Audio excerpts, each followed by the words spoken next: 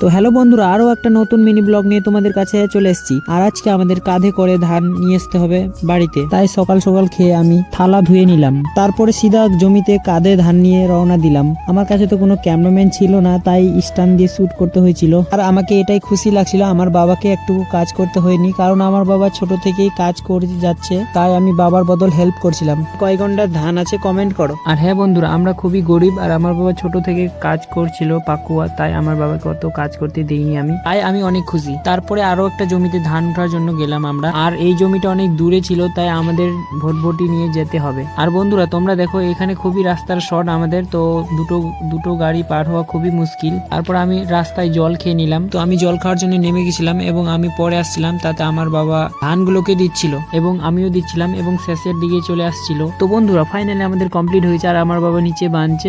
আর হ্যাঁ বন্ধুরা, এই ভিডিওটা অনেক আগে শুট হয়েছে কিন্তু আপলোড করা হয়, কে সত্যতা